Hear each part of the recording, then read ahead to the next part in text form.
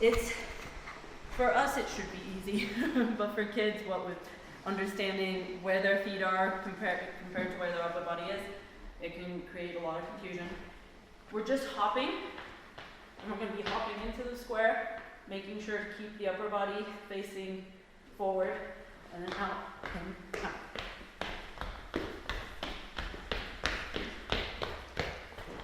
And that can be complicated. Adrian, you want to demonstrate that one? See if you can do it? Yeah, and the trick with... I mean, it's straightforward. And the trick for us coaches is to just make sure to ask for perfection. So if their feet aren't in that square, let's have them do it again until they are. Yep. Oh, come on. Gotta make sure the shoes stay on. Okay, so feet square to me, so try to keep your body square to us, right, Dan? There you go. Up. Oh, that's perfect. Can you try, Luke? Come try.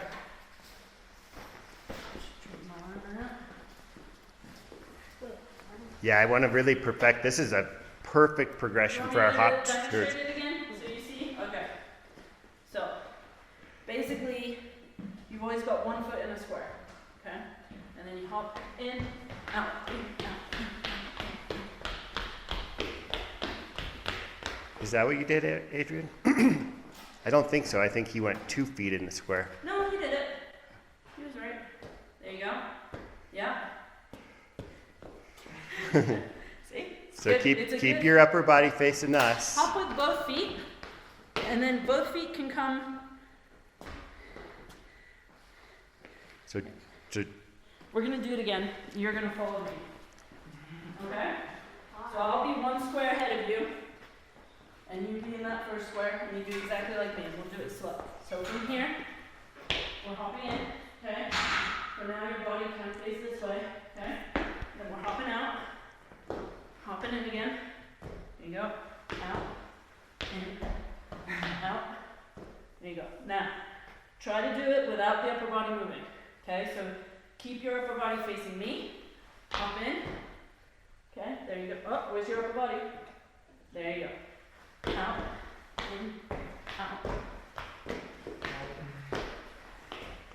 oh yeah, this is It's perfect. getting there. Okay? It's challenging. So That's the point. try it again, Luke. But this time, try to keep your upper body facing us. Don't rotate it side to side, okay? Just like our hop turn drill. Remember our hop turns? There you go. So keep your Hands up. keep your shoulders facing me. There you go. That's it. Yep. Better. Much better. There you go. Oh, now we're getting confused. But that's okay. Where do you go from there? Outside? There you go. Yeah, inside. That's it. Yep. We could come up with like a verbiage, like where you say right foot out, or Yeah. left in, right in, left in. Yeah. Adrian, can you try it again? I wonder if with ski poles it'd be any different. Can you go get the ski poles, Luke, in the car, please? Yep. Perfect. Thing is, again, with this exercise, so it's really demanding separation from the upper body and the lower body. And if we look at Luke, his initial thinking was just, I need to get this foot in here, so he was like this, with his back foot still facing forward. And that's where it's good to break it down at first, like I did with him, and just said, let's not focus on the upper body, let's just focus on the feet, and make sure we're coming into the right position with the lower body. And then we split it, and make the kids be aware of where their legs are to their upper body. Yeah. I like that one a lot. Good. It's perfect. Okay. So for the agility ladder exercise that I demonstrated before, like Cedar said, there's a lot of steps in it. So if we need to break it down for the kids, you can start off just by doing 180 turns. Same thing at first. Not too concerned about the upper body, just making sure they're doing 180s, and then maybe adding in the upper body and making sure that they're separating and just doing the 180 the whole length. And then from there, you can make it a bit more challenging and add some cones into the course and tell them where there are cones, you cannot put your feet. In which case, they have to make a bit of a bigger jump. So from here, I'm doing my 180, and then I have to jump over the cones, and it just works a little more power into the legs. Same thing with doing the end exercise, which is to have all the steps in. They can either do a big step or just jump over it. You know, you can be creative with this and make it challenging. Make it so that they're using their brains. So, yeah. Let's see it. Try it. With the 180s? Yeah, just do the 180s. 180s with the cones. Yeah. There you go. Okay, this time do it again, Luke, but this time try to keep your upper body facing us. So face us, yep. Then you're skiing down slow. Yep. Yeah, it's challenging. There you go. Okay, take Yeah. the cones out and try your upper body facing us. And Luke's good at hop turns, and he's still rotating his upper body with this thing. You know? Okay. Okay, Luke, keep your upper body shoulders facing. Yep. Okay, Yep. that's it. Oh, but then we're not paying any attention to the squares. Now do it without looking at me and putting your feet in the squares. Yeah, just be aware of where your body is without having to look at that fixed point to know where your body is.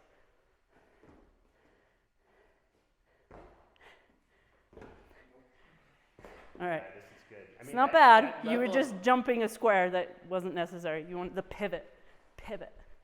But it's fine. You did the exercise. You know, your upper body was still in the right position, so. But Luke struggling with this is good because, I mean, it shows me that that's needed. Yeah. It's appropriate for this age, Yep. and it needs to be practiced, so that's perfect. Yep. Sweet. Breath. Okay, so this is a very broad example, but this is something that you can think of, and you can create your own using different tools, bearing in mind the height and adapting it to the size and the height of the kids as well. So the concept here is to work on that early footwork, getting to the new ski fast. For example, when we're ski racing, you know, we're on the outside ski, and at the end of the turn, before we're completely finished with the turn, and this is obviously kids understand it and learn it a lot when they get a little bit older, but they can still start working on it at a young age without being aware of it. But at the end of the turn is when we start shifting our weight to that new ski, staying on the outside edge, and then coming up and rolling over onto the new ski.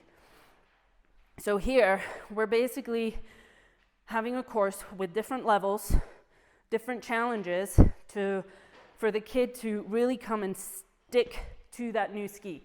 So we're on the downhill ski, coming up onto the new ski and switching up, and then switching up. And then we have variation of the heights. So we adapt, just like we have to adapt in terrain with terrain changes, bumps, moguls, or anything that can happen in a course. Or in the instance of the slackline, it's going to be more of the loose snow and adapting how hard we press on the snow and all that. And it's just fun. It's challenging, even for me, especially on the slackline. So really be aware of the kids' capacity and making sure that they're not rushing through this. This is really quality, just being aware of shifting the weight to that new foot. And if they have to, if you do use a slack line, maybe at first for them to get comfortable, just have them hop up and then come and place the leg, hop up, come place the leg, before really making them do something more advanced, more complicated. Because it does require stability, coordination. So, yeah. So you're literally switching feet mid-air.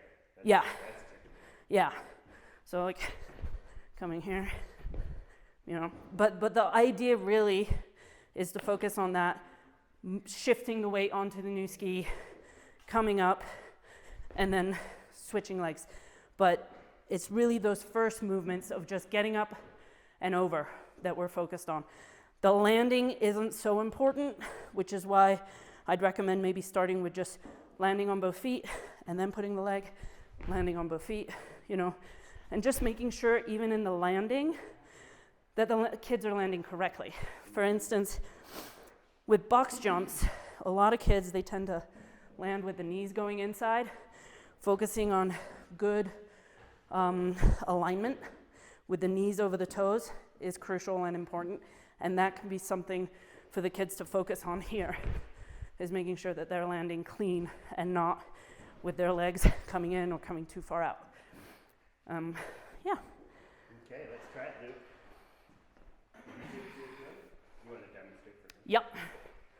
So basically, all you're doing is shifting from one side to the other and then adapting to the terrain.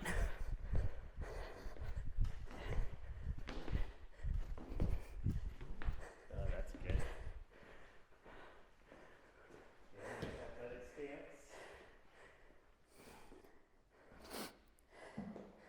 That's it. Yeah.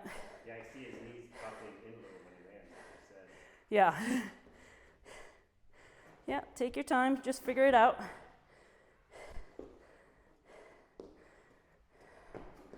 Perfect, Adrian. Yeah. There you go. Perfect. Just go.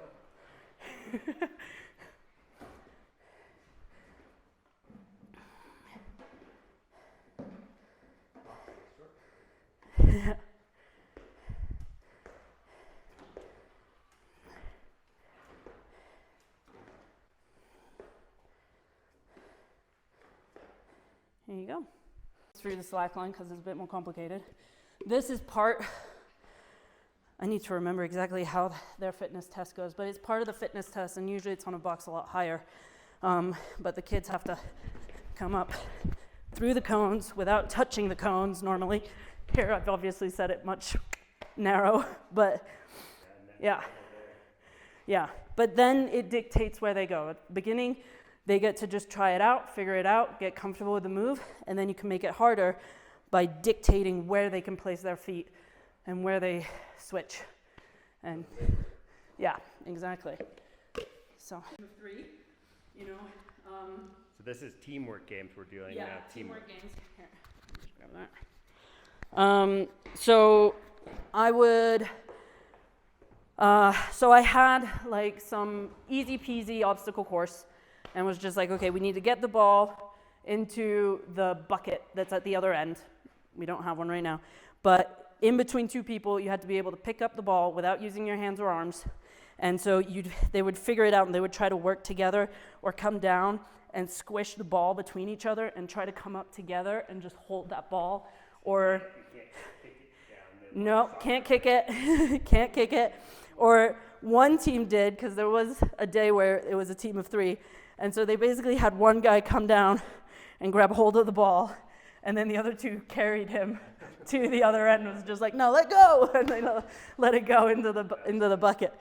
But those are just fun ways, you know, challenging, making them use their brains and think of how can I get the ball over there without using my arms. And the one you just said, talk about that, where they get off the ground, back to back without using their hands or feet. Oh, okay. So that one can be challenging. Basically, the kids are sitting on the ground, you know, back to back, and they have to try to get up without using their hands to push or anything. And so if they're both back to back and they have a pretty sturdy or a good surface that doesn't slip, then they start pushing up against one another. And it's just like climbing up a wall, you know, or 2 wall faces, and you're just... Oh, it's challenging. It's challenging for sure. But they... Yeah. Oh, yeah. Yeah. I'm gonna show you guys how to do this. That's kind of cheating, though. Yeah, come in. Oh, okay. All right. So if we do it, all right, ready? Start pushing up against me. Oh, that was good. There we go. You know. That'll be cool. Yeah. Yeah. So again, just need a good surface that they don't slip too much, because otherwise Otherwise, it's going to be impossible, you know. And then another game that I did on Friday that the kids quite enjoyed was tic-tac-toe. Yeah, and for that, I took the rings that are in the shed, set up 9 rings in a square, just like a tic-tac-toe board. And then I had 4 orange cones and 4 blue cones for each team. And they each took turns. It was one at a time. They run up, place their cone where they want, run back, and once they're back, the next person can go with a cone, and the goal was to get 3 in a row. And if they've used up all the cones, because, so between the two of them, they had 4 cones, and you have 9 squares, at that point, if nobody has a line, but they've placed all the cones, they keep running up, and they move only one of their cones to try and figure out and open up a space and get 3 in a row. So you have a gap between where the tic-tac-toe board is, Yeah. like a line, they have Yeah. to run back to. Yeah, I set it with 15-meter distance from the center of the board to their starting point on each side. And then how'd you draw the tic-tac-toe? So it was just by, so it was with the blue circles that we have in the shed. Oh, okay, You know, and I just set 9 of those up, and then they had to go and place the cone in a circle, yeah. and just try to get 3 in a row. That'd be fun. I could set that Yeah. up in a field. Too. Yeah. That'd be easy for me to set. I could set up Totally. several of them so they could kind of break it up. Mm-hmm. Yeah. Just one. Cool. Yeah, the tricky part there is making sure you have enough cones in each color so that, you know, it can be played. That's really, So wait, you had 4 cones of each color? mm-hmm. Yeah. And, yeah, cool. Yeah. Perfect. Yep.